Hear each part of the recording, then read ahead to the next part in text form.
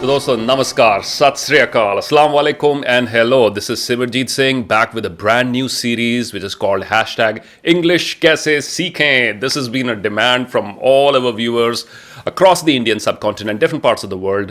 Sir, मुझे English अच्छे से बोलनी है, मुझे कम्युनिकेशन स्किल्स इंप्रूव करनी है. काफ़ी वीडियोस में मैंने ये वहम दूर किया था कि इंग्लिश बोलने में और कम्युनिकेशन स्किल्स में काफ़ी अंतर है. इंग्लिश एक भाषा है, कम्युनिकेशन एक कला है. पर आज हमारे साथ एक माहिर मेहमान हैं जो जो ना सिर्फ एक एक्सपीरियंस्ड माहिर टीचर हैं in terms of his educational qualifications, but also he spent 15 years teaching communicative skills, teaching business communication and technical communication at undergrad and postgraduate levels. Joining me today is none other than Dr. Anand Bajaj, who is a teacher, mentor, content creator and YouTuber. और एक assistant professor हैं ये डेविएट जलंधर में, which is a fine institution.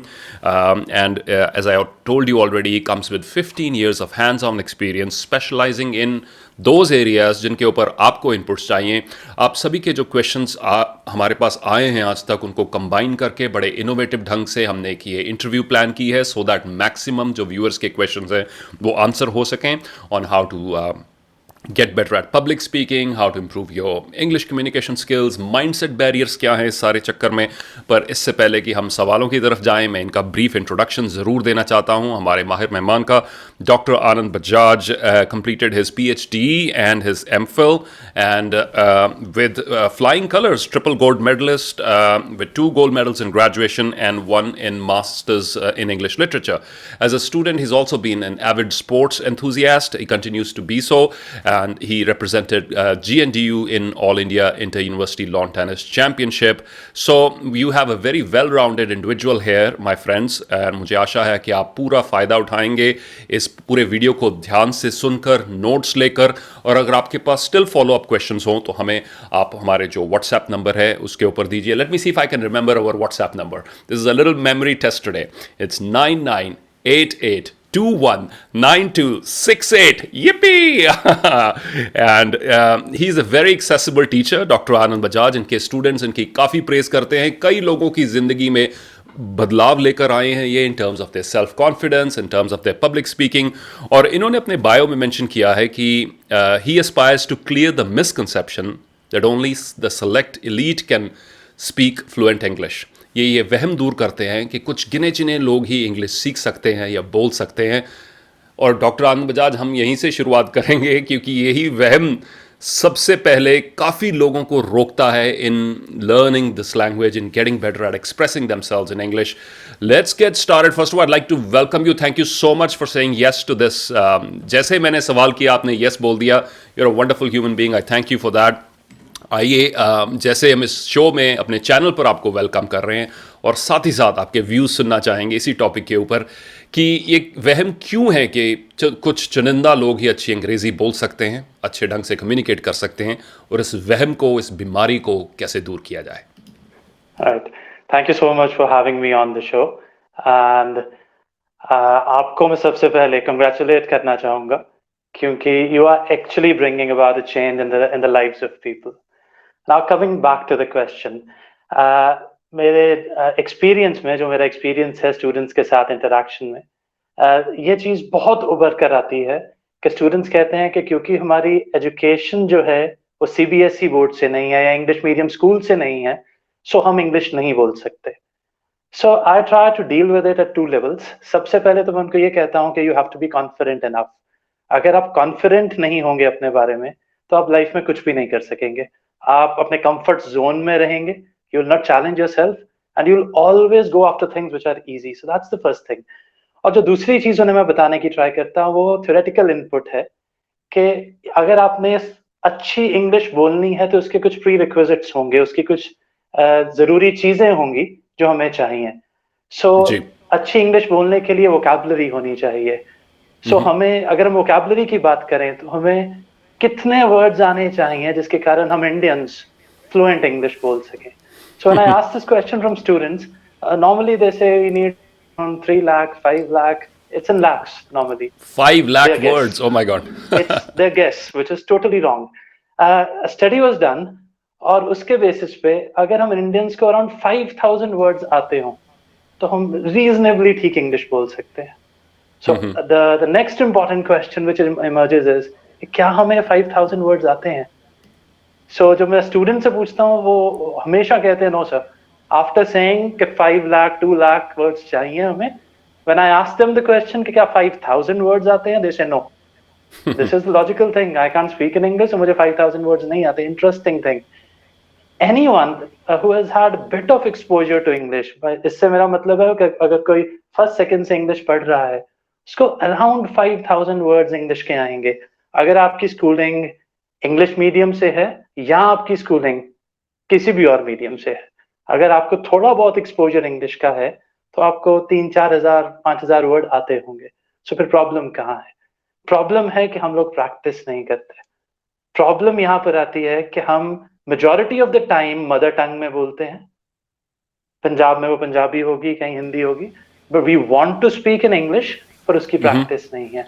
हमारे पास वो vocabulary है, 4,000 word होंगे, 5,000 चाहिए, हमें 4,000 आते होंगे, पर हम वो 4,000 वर्ड भी अच्छे से यूज नहीं कर रहे क्योंकि हम प्रैक्टिस नहीं करते हैं.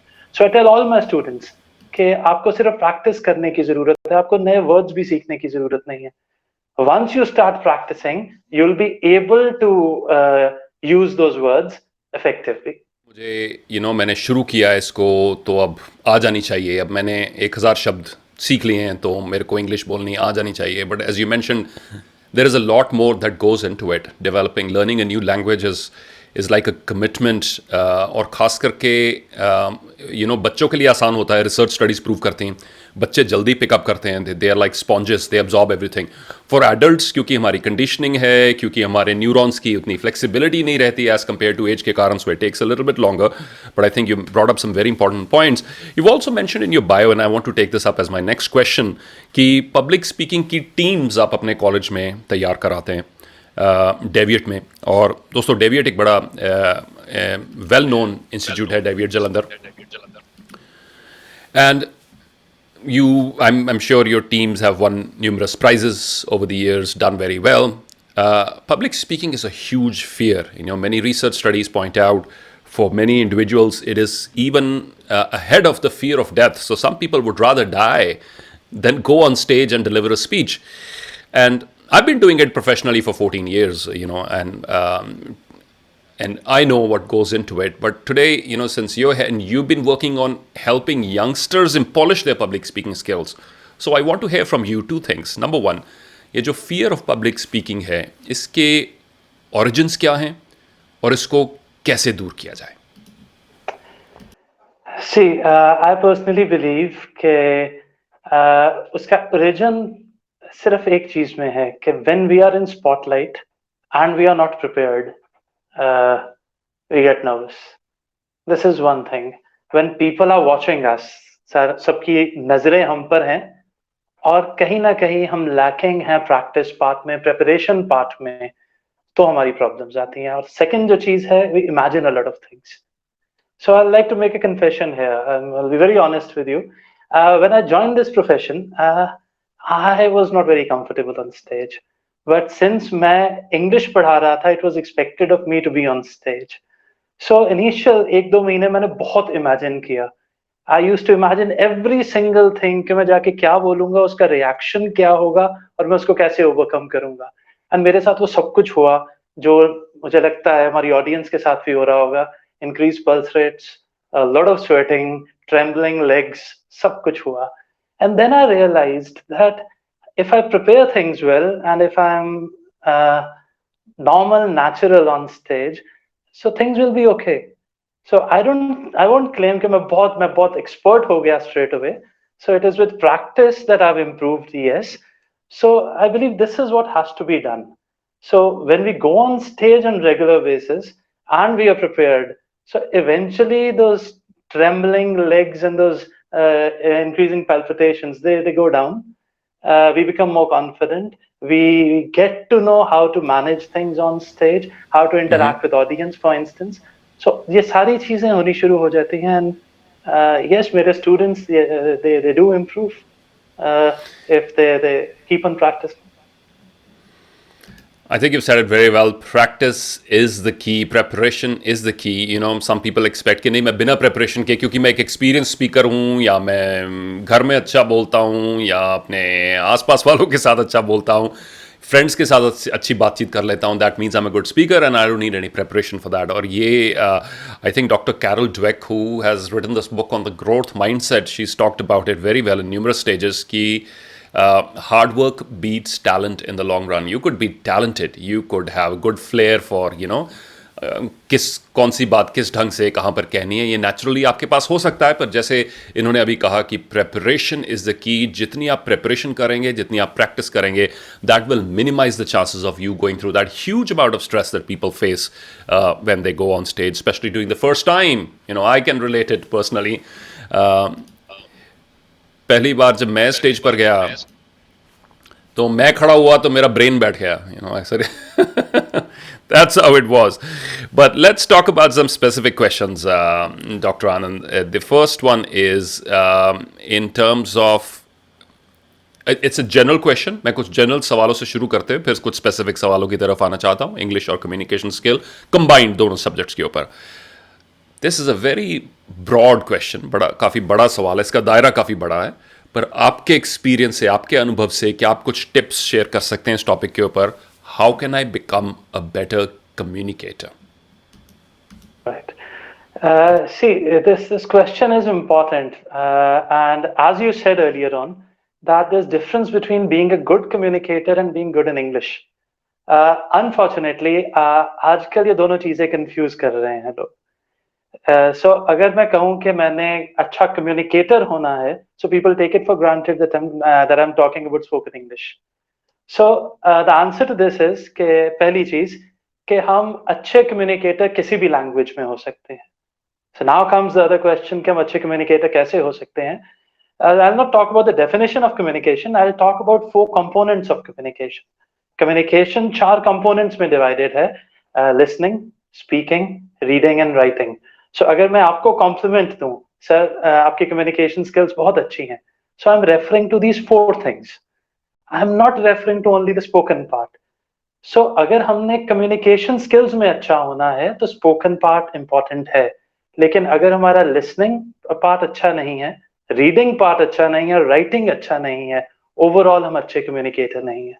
So reading, writing takes a bit of backseat in today's world. So let's concentrate on the first 2 things, listening and speaking.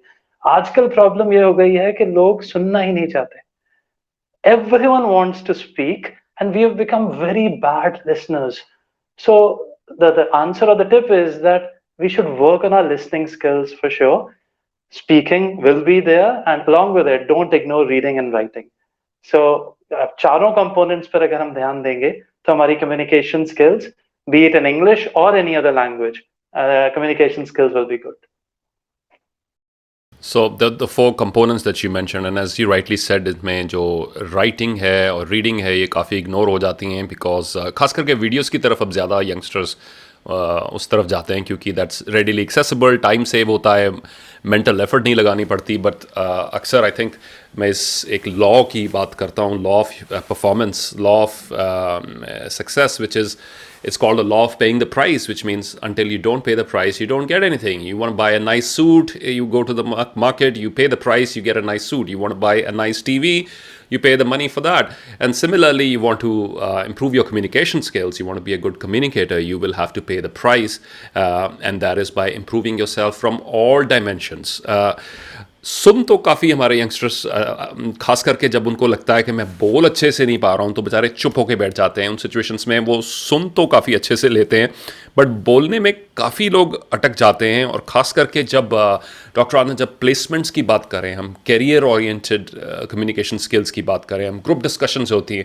कई बार कई बच्चे रिटन में इतना अच्छा परफॉर्म करते हैं, एप्टीट्यूड टेस्ट में, रिटन टेस्ट में, बट जैसे ही ग्रुप डिस्कशंस और इंटरव्यूज़ आती हैं, they find themselves at a huge loss because they are unable to cope up with that. Sitting in a public setting में बैठकर मैं अपने व्यूज़ कैसे एक्सप्रेस करूं. तो ग्रुप डिस्कशंस के ऊपर आपकी कुछ स्पेसिफिक टिप्स हैं हमारे यंगस्टर्स के लिए, ग्रुप डिस्कशन एंड इंटरव्यूज़ के ऊपर? For sure. लेकिन ग्रुप डिस्कशन के बारे में बात करने से पहले I like to tell everyone कि हमें फॉर्मल और इनफॉर्मल कम्युनिकेशन में फ़र्क करना चाहिए. सो नॉर्मली हम इनफॉर्मली बहुत कंफर्टेबल होते हैं बात करने में। अगर मैंने हिंदी में या इवन इंग्लिश में अपने फ्रेंड से बात करनी है, सो एक कंफर्ट लेवल होगा। बट अगर मैं फॉर्मल सेटिंग में बात कर रहा हूँ, फॉर इंस्टेंस अपने बॉस से, सुपीरियर से, सो चाहे वो इंग्लिश हो या हिंदी या पंजाबी हो, वो थोड़ी सी प्रॉब्लम हम लोगों को होनी शुरू हो जाती है। उसका रीजन है, अगेन, हमारी ट्रेनिंग नहीं है फॉर्मल सेटअप में बात करने की। और यही रीजन है कि जब हम इंटरव्यू में जाएंगे या इवन जीडी में जाएंगे, तो formal setup we are being observed, so हम कॉन्शियस होते हैं, हम फंबल करते हैं, हम गलतियां करते हैं, ये सब कुछ होता है। So coming to group discussion in particular, so there can be a lot of tips. जो कुछ important मेरे मुताबिक tips हैं, वो ये है कि हमें पहली चीज जो याद रखने वाली है वो ये है कि it's group discussion, it's not a group fight. So many times I've observed in college, जब ये placement drives वगैरह होती हैं, कि students are very eager to perform. So in their over enthusiasm, they become very aggressive. Like मेरा viewpoint ही सही viewpoint है, and they are not ready to budge. So it's a discussion. अगर कोई आपसे disagree कर रहा है, तो आपने उसका reason पूछने की try करनी है, आपने उसका viewpoint समझ कर उसको अपना viewpoint आगे से देना है. If you are just very rigid about your stance, it might not work, क्योंकि सामने वाला अपने stand पे अड़ सकता है, और फिर there will be a deadlock. Likewise, आपको अगर ये पता है कि group discussion में कौन सी चीजें जज होंगी, so you can perform better. For instance, leadership skills जज होंगी ग्रुप डिस्कशन में। सो जब नॉर्मल क्वेश्चन स्टूडेंट्स मुझसे पूछते हैं कि कैसे जज होगी leadership skills, easiest answer is if you initiate the group discussion. But अब इनिशिएट करने के टाइम पे प्रैक्टिकली जब प्रॉब्लम आती है कि अब 3 लोग इनिशिएट करना चाह रहे हैं group discussion, so there is a big problem, there can be a fight. So I tell my students that yes, आपको पॉइंट मिलेंगे अगर आप शुरू करते हैं group discussion, but you don't have to fight there. If someone else starts it, let him start it. During the discussion, if you manage the things properly, so you'll get some points for leadership then also. Body language, it's another important thing. A couple of quick tips. आप अगर Yeah, आप let's talk about body language. Thank you for Yes, for bringing sure. that up. Yeah. Yes, sure. In a GD, for instance, अगर आप अपना view point दे रहे हैं, so you are not supposed to approach another person physically. कई बार मैंने देखा है कि स्टूडेंट्स बोलते हुए they lean forward. So leaning forward is not wrong, but they come into that very close zone with the other person. So if you do it, it's like you're trying to intimidate the other person. Don't do it, please. The other thing, don't bang the table. You might be very passionate about the stance, लेकिन अगर आप अपना view point देते हुए banging आप शुरू कर देंगे, यू लूज मार्क्स। अपनी जो पिच है वो नॉर्मल रखिए प्लीज। सो ये सारी टोन इंटोनेशन की चीजें थी। बॉडी लैंग्वेज स्पेसिफिक आप आई कांटेक्ट जरूर मेंटेन कीजिए। आई कांटेक्ट मेंटेन करना बहुत इंपॉर्टेंट है। अगर आप किसी को एड्रेस कर रहे हैं, किसी का पॉइंट काउंटर कर रहे हैं और उसकी तरफ देख नहीं रहे, it's not the right thing, it's basic thing. So इस तरह की कुछ चीजें अगर आप दिमाग में रखेंगे, तो I am sure you'll be able to, or anyone of course listening to us will be able to perform well in a GD. Thanks for those inputs. I think the next thing that comes to my mind as a follow-up question is कि GDs में group discussions में अक्सर deadlock आ जाता है कि दोनों parties ने पहले एकदम से खूब अग्रेसिव हुए, जो कईयों ने रट्टाफिकेशन की थी। और मैं अपने ये इनपुट यहाँ देना चाहूँगा कि don't memorise, you memorise certain things और फिर आप उनको प्लग इन करना चाहते हैं। वो रेलिवेंट हो या ना रेलिवेंट हो, वो कहानी फिट हो रही है नहीं हो रही, वो स्टोरी फिट हो रही है न्यूज़ की जो आपने कल पढ़ी वो नहीं हो रही, पर आपने याद किया, आपने फैक्ट्स याद किए, फिगर्स याद किए, अब आप जैसे कैसे उनको बस डाल दोगे उस ग्रुप डिस्कशन में। That's sort of the wrong strategy. Memorise मत करें, मैं अक्सर हमेशा कहता रहता हूँ, पर कई बार अपनी बेस्ट इंटेंशंस के बावजूद फॉर एंड अगेंस्ट जो ग्रुप डिस्कशन में होते हैं, देयर इज अ डेडलॉक आ जाता है। तो उसको स्टूडेंट्स अक्सर कैसे पूछते हैं कि उसको कैसे ब्रेक किया जाए? What are your views on that? See, I tell my students that if there's a deadlock, आप जो नॉर्मल टेंडेंसी है वो है कि आप अपना व्यू पॉइंट एक्सप्लेन करते हैं और आप ये एक्सपेक्ट करते हैं कि सामने वाला आपका व्यू पॉइंट समझ जाए, और सामने वाले की सेम एक्सपेक्टेशन होती है कि आप उसका व्यू पॉइंट समझ जाए। So the best thing to do is to ask for the reason from the other person. अगर हम दोनों में डेडलॉक है, सो इंस्टेड ऑफ सेइंग कि sir this is my view point and you should understand it, I should ask you that sir why do you think in this particular thing, और आपका ये stand है तो क्यों है। So if you change the strategy, the other person will give you the reason, and then in turn he'll definitely reciprocate. सो वो आपसे रीजन पूछेगा, so again discussion will start and that deadlock will be broken, और आपको reason सामने आएंगे और whatever is more relevant वो प्रिवेल करेगा.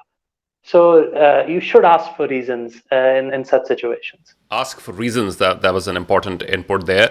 I have two very important questions coming up next. One is about grammar. मेरे को किस हद तक एक स्टूडेंट को जो जिसने फॉर्मल जो इंग्लिश मीडियम स्कूल में नहीं पढ़ा अज्यूमिंग, तो उसको किस हद तक अभी ग्रामर फिर से पढ़नी पड़ेगी सो दैट ही और she is able to function well in terms of speaking and understanding the language. So grammar क्या एक prerequisite है? Grammar or vocabulary? Let's talk about these two things, Dr. Bajaj. Let's talk about these two things, grammar and vocabulary. क्योंकि कई बार अगर ये बहुत बड़ी चीज़ें बन जाएं तो काफ़ी लोगों को रोक देती हैं. they never start the journey because they pick up the grammar rules and it's like ये तो समझ में नहीं आ रहा यार मेरे को, कहाँ मैंने क्या यूज़ करना है, and in terms of the tenses, in terms of other things. और वोकेबलरी में कई बार खास करके और मैं कहूँगा स्पेशली हमारे आजकल यहाँ पर ऐसे रहता है कि किसी को नीचा दिखाने के लिए कुछ ऐसे शब्द ढूंढ लाओ कि भाई उसको डिक्शनरी उठानी पड़े, या स्लैंग जो वर्ड्स कॉमन लैंग्वेज में नहीं है, कुछ ऐसे वर्ड्स जो स्लैंग वाले वर्ड्स उठा लो या वोकेबलरी के टफ वर्ड्स उठा लो. तो ये जस्ट ये साबित करने के लिए कि मेरी इंग्लिश कितनी अच्छी है और तुम्हारी कितनी बेकार है, ये भी सॉर्ट ऑफ एक माइंडसेट प्रिवेल करता है. तो I would love to hear your views on, because lot of youngsters इस चीज़ से पीछे रह जाते हैं कि सर ग्रामर के रूल्स मुझे बहुत डिफिकल्ट लगे और मेरी वोकेबलरी अच्छी नहीं है. कहाँ तक ये दो चीज़ें एक हर्डल हैं और इनको कैसे क्रॉस किया जाए? These are definitely two big hurdles. So let's start with grammar first of all. देखिए, अगर आपका एम अच्छी इंग्लिश लिखना है तो आपको रूल्स ऑफ ग्रामर डेफिनेटली चाहिए. उसके बिना आप प्रॉपर इंग्लिश नहीं लिख सकेंगे. लेकिन अगर आपका एम इंग्लिश में अच्छे तरीके से बात करना है, स्पोकन इंग्लिश है, तब आपको सिर्फ फंक्शनल नॉलेज ग्रामर की चाहिए. क्योंकि जब हम बात करते हैं स्पेशली आजकल, तो हम ग्रामर के रूल्स को रेफर करके बात नहीं करेंगे. So I normally give this example कि अगर आपने कहना है कि मैं मार्केट जा रहा हूं, so it will be present continuous tense, so you will be saying that, or you will say I'm going to the market. but क्या आप एक्चुअली ग्रामर के रूल्स के बारे में सोचेंगे कि ये चीज पर्टिकुलर कहने के लिए मुझे प्रेजेंट कंटिन्यूअस यूज करना पड़ेगा, और अपने लिए बात करने के लिए आई और उसके साथ एम और go, first form of the verb go plus I N G, so I am going to the market. It will take so much of time कि आप तो शायद मार्केट जा ही नहीं पाएंगे, दूसरा आदमी जाएगा उतने टाइम में. सो जब हम बोलते हैं हम ग्रामर के रूल्स को इस तरह रेफर नहीं करते. So again my tip is that अगर आपको थोड़ी फंक्शनल नॉलेज है ग्रामर की तो आपको सिर्फ प्रैक्टिस की जरूरत है. Eventually the sentence patterns and those rules they get ingrained in your mind and you are able to speak well. मैं यहाँ पे थोड़ा सा ज्यादा टाइम लूंगा आपका आंसर देने में. There are two ways of teaching English, two broad ways. एक है ग्रामर ट्रांसलेशन मेथड और एक है direct method. So grammar translation method जो था वो बिफोर वर्ल्ड वॉर्स प्रेवलेंट था, जिसमें बहुत ज्यादा फोकस ग्रामर पे था और लोग ट्रांसलेट करते थे, वो सोचते मदर टंग में थे, ट्रांसलेट करते थे इंग्लिश में. ड्यूरिंग द वर्ल्ड वॉर्स ये नीड फील हुई कि people should have knowledge about spoken English, so change हुआ और वर्कशॉप्स में लोगों को एक्सपोजर दिया गया इंग्लिश का, and it was found out कि लोगों को फंक्शनल नॉलेज होनी शुरू हो गई इंग्लिश की. So this is what is the trend. But unfortunately India में ये 1990s में जाके स्कूल्स में अडॉप्ट हुआ. सो आजकल यस, ये हम अडॉप्ट कर रहे हैं डायरेक्ट मेथड, जिसमें आप बच्चे को डायरेक्ट एक्सपोजर दे रहे हैं इंग्लिश का, आप टेंसेस की रूल्स की बातें नहीं कर रहे. सो मैं यही कहूंगा कि स्पोकन इंग्लिश के लिए आपको in depth knowledge of rules नहीं चाहिए. आप सुनिए इंग्लिश और आप बोलने की प्रैक्टिस कीजिए. जो दूसरी चीज है वो बहुत ही आपका रेलेवेंट चीज है, वोकैबुलरी. और ये टेंडेंसी लोगों में स्पेशली नॉर्थ इंडिया ये बहुत ज्यादा है कि कॉम्प्लिकेटेड वोकैबुलरी होनी चाहिए, बहुत टफ वर्ड्स होने चाहिए तो इंग्लिश अच्छी है. This is totally wrong. कुछ लोग शान समझते हैं अपनी. एग्जैक्टली. इंग्लिश बहुत सिंपल होनी चाहिए. इसके दो रीजन मैं आपको दूंगा. सी, अगर आप किसी चीज के एक्सपर्ट हैं तो आप उसको सिंप्लीफाई करेंगे, आप उसको कॉम्प्लिकेट नहीं करेंगे। अगर आप साइंस पढ़ रहे हैं और आपका टीचर बहुत अच्छा है, वो आपको टफ कॉन्सेप्ट को सिंपल करके समझाएगा, वो सिंपल को टफ नहीं करेगा। Same is the way with language. अगर आपको लैंग्वेज आती है तो आप अपने आइडियाज को in simple way you'll express it. So this is the first important thing. The second thing है, जो लैंग्वेज यूज है, language works on the principle of convenience. Basic purpose language का है कि अपना आइडिया शेयर किया जा सके और सिंपल वर्ड्स में किया जा सके। अगर मैं एक सिंपल वर्ड के साथ मीनिंग एक्सप्रेस कर सकता हूँ, it's convenient for me to remember that word, मैं बहुत टफ वर्ड नहीं यूज करूंगा। और अगर मैं बहुत टफ वर्ड यूज करूंगा तो बेसिक पर्पस कम्युनिकेशन का डिफीट हो जाएगा। सो बहुत टफ वर्ड्स नहीं चाहिए। अब यहाँ पे दो चीजें आपसे और शेयर करूंगा। अब मेरे स्टूडेंट्स कई बार कहते हैं कि कोई स्पीकर्स हैं जो बहुत टफ वर्ड्स यूज करते हैं। So I'll not name the speaker, but he's a national level speaker, politician, and he's very well known for it. So my answer is that yes, there are people who use very tough words, पर आप उनको use करने दीजिए because it's their style. They are good with it and people have accepted them. But day-to-day language में अगर आप उस तरह बोलेंगे, so लोग आपको अच्छी तरह समझेंगे नहीं, and then they'll not give you the due importance. And यहाँ पर एक personal experience भी, when I joined this college, I had to train some students for comparing. So the students came to me and they were like, we are done with the entire comparing part. We have prepared the script. We need your help. I was totally confused. मुझे था कि अब आपने अगर तैयारी कर ली, script ready है, मैं क्या करूं? So the students told me, sir, your job is to complicate the language. So that no one should understand what we are saying. And I spent good 10 minutes to tell them कि आपकी language simple चाहिए, stage से जो आप बोलेंगे लोगों को समझ आना चाहिए, तभी आप अच्छी तरह कंपेयरिंग कर सकेंगे। सो आई एग्री विद यू, ये माइंडसेट बहुत ज्यादा है कि टफ वर्ड्स यूज होने चाहिए, पर वो नहीं होने चाहिए। Kindly remember this. No, thank you so much. And I think मेरे पर्सनल एक्सपीरियंस में भी मैंने भी कई दफ़ा ये देखा है कि लोग आगे पूछते हैं, यार ये मैंने लिख तो लिया बट मुझे बड़ा सिंपल सा लग रहा है, थोड़ा बताओ इसको स्लैंग में कैसे कहते हैं, इसकी थोड़ी प्रोनाउंसिएशन मैं अलग से कैसे करूँ, ये और वो। So as you rightly said, the job of a good teacher is to simplify things, and I think the demand of every student should also be, हर स्टूडेंट की भी यही कोशिश होनी चाहिए कि सबसे आसान और सबसे इफेक्टिव रास्ता कौन सा है। Go for effectiveness, you know. आप अपनी बात समझाने की कोशिश कर रहे हैं, आप कोई ब्रांड दिखाने की कोशिश नहीं कर रहे हैं, राइट, किटी पार्टी में कि मैंने फलाने ब्रांड की गाड़ी खरीदी है या ये किया है। इट्स अबाउट कि आपका मैसेज दूसरे व्यक्ति को अच्छे से समझ आया या नहीं। तो इसलिए simplicity is very very powerful. Thank you so much for sharing that. मेरा जो अगला सवाल है वो ये है कि सीखने की प्रोसेस में यंगस्टर्स खास करके गलतियों से इतना घबराते हैं, इट्स लाइक दे फील कि गलती हो गई तो बस एक पक्का लेबल लग जाएगा, मेरी बेइज्जती हो जाएगी, एम्बैरसमेंट हो जाएगी, और इन सभी फियर्स के कारण they're sort of mortified and they don't even want to take a chance. बच्चे चांस भी नहीं लेना चाहते। क्लास में अपॉर्चुनिटीज़ होती हैं कितना कुछ बोलने की। तो how to, in your opinion, जैसे आपने कितने यंगस्टर्स को 15 years in a classroom environment, dedicated classroom environment, पूरा सेमेस्टर या कितने साल वही बैच आपके साथ रहता है, तो कैसे आप इंश्योर करते हैं, या आपकी यंगस्टर्स को क्या सजेशन रहेगी कि how to overcome the fear of making mistakes? See, this fear of making mistakes is a very big hurdle. So on a lighter note, I tell all my students कि you should be good enough ताकि आप गलती करें ही ना, ताकि आप में वो डर ना हो। But practically speaking, ये possible नहीं है। So I tell every student of mine कि there's nothing wrong in making a mistake. अगर आप गलती करेंगे तभी आप में थोड़ी बहुत ग्रोथ होगी, क्योंकि आप गलतियों से सीखेंगे। अगर हम अपने आप को इतना कन्फाइन कर लेंगे उस कंफर्ट जोन में, तो we will never be able to grow. But इसके रीजंस जो हैं वो हमें समझने बहुत जरूरी है। मेरे मुताबिक हमारे एजुकेशन सिस्टम में हमने इतना फोकस दे दिया है सही आंसर पे कि हम इवन अल्टरनेटिव आंसर की ऑप्शन हम इग्नोर कर रहे हैं। I've not say come across teachers. I've heard about teachers, mathematics teachers, for instance, who say कि just ये क्वेश्चन हमने मैथमेटिकल प्रॉब्लम एक तरीके से सॉल्व की this is the final thing, दूसरा और कोई तरीका एक्सेप्टेबल नहीं है। And I come across English teachers who say कि ये इस वर्ड की ये प्रोनाउंसिएशन है and this is the pronunciation. English में there can be up to 2 or 3 pronunciations of a word.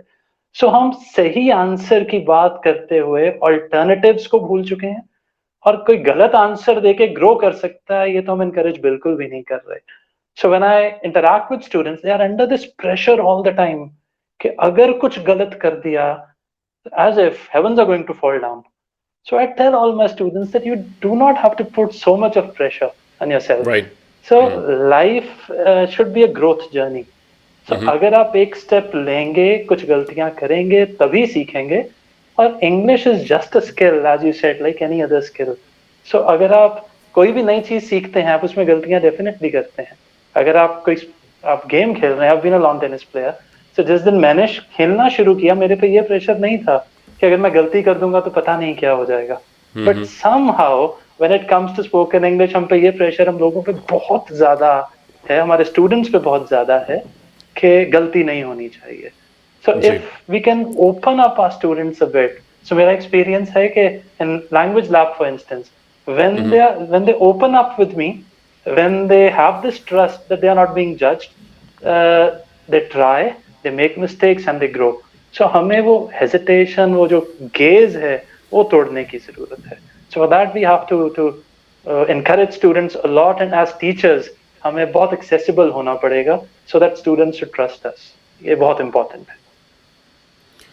और शायद इसमें एक बड़ी अहम चीज़ जो जैसे आपने मेंशन की वो ये भी है कि that teachers need to create a safe space.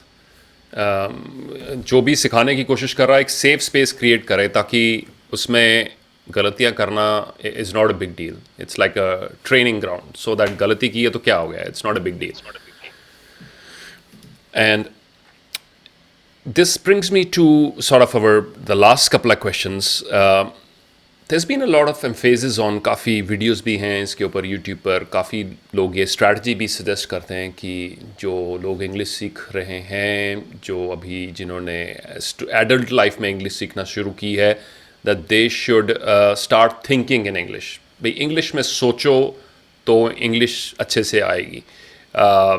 किस हद तक सही है, और अगर है तो इसको इम्प्लीमेंट कैसे किया जाए, और अगर ये इतनी इंपॉर्टेंट चीज़ नहीं है, so what are sort of the alternatives to this? See according to me this is right.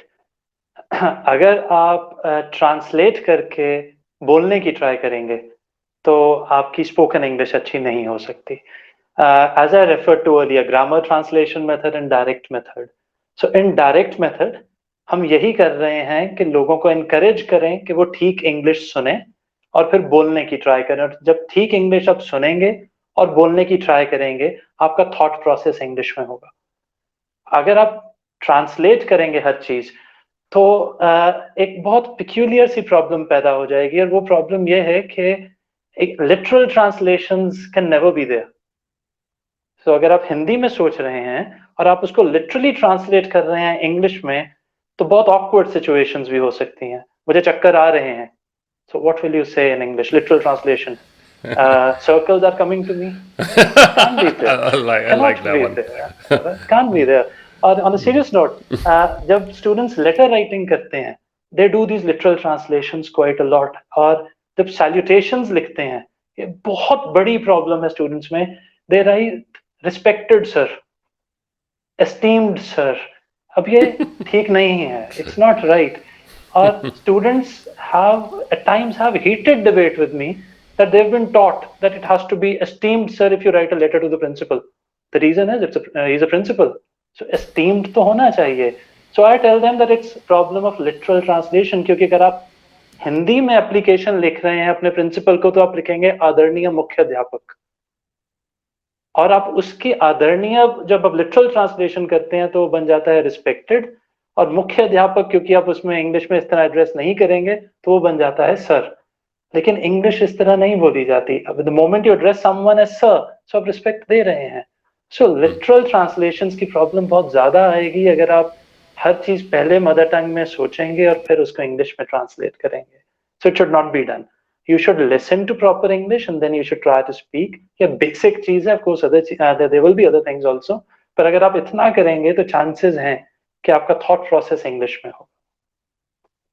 And that's a very valid input. I appreciate that. And so जितना एक यंगस्टर या जो भी इंग्लिश सीखने वाला है, अपनी इंटरनल जो डायलॉग है, जो मन में बातचीत हो रही है, जितनी इंग्लिश में करेंगे आप, शुरुआत कीजिए. For everybody is watching, start that mental exercise. थोड़ी कैलोरीज भी बर्न होंगी.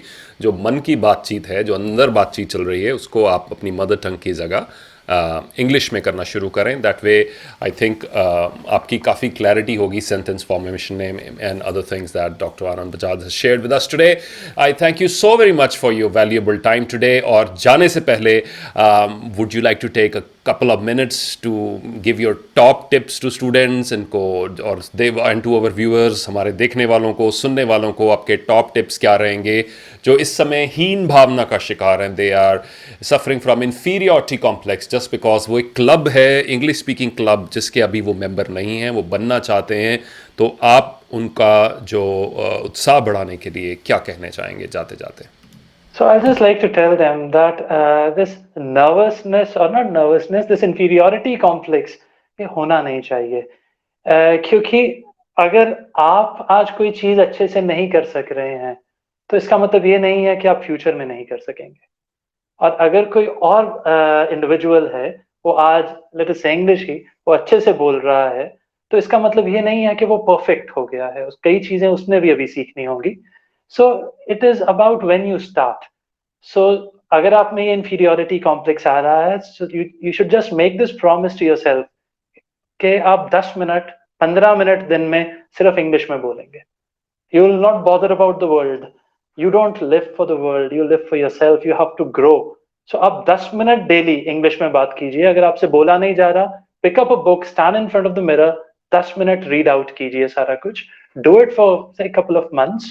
और अगर आप 10 मिनट डेली बोलेंगे, so I can give you the assurance that after 2 months you will be a lot more fluent than you are today. I love those parting words that you said कि दुनिया के लिए नहीं हम जीते हैं, खुद के लिए जिएं. और खुद में इम्प्रूवमेंट्स कर रहे हैं तो जाहिर है गलतियां भी होंगी, गलतियां होंगी तो जाहिर है कुछ लोग हंसेंगे भी. बट आपको उनकी हंसी की, उनकी जजमेंट की, उनकी इवैल्यूएशन की परवाह नहीं होनी चाहिए, क्योंकि आपकी ज़िंदगी है और आप एक नई स्किल डेवलप करने की कोशिश कर रहे हैं. इसलिए जो ये कोशिश कर रहा है उसके लिए हमारा round off applause for you. We would like to applaud for you because it takes courage. आप अपने सेफ्टी जोन में रह सकते हैं, कह सकते हैं नहीं भाई मुझे नहीं सीखनी, मेरे को नहीं आती, मेरे को नहीं सीखनी, क्योंकि सीखने में डर है. सीखने में मैं गिरूंगा और सब सीखूंगा तो परफेक्ट नहीं लगूंगा, तो इसलिए मुझे परफेक्ट लगना है तो मैं सीखूंगा ही नहीं. बट आप हिम्मत कर रहे हैं that you are stepping outside that narrow comfort zone और आपने एक रिस्क लिया है.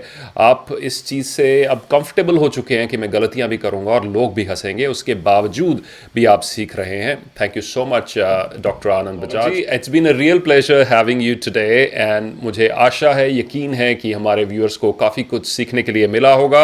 और जो डॉक्टर आनंद के वीडियोज़ और फॉलो करना चाहते हैं इंग्लिश के ऊपर, his channel is the word rack. We will share a link in the description also below.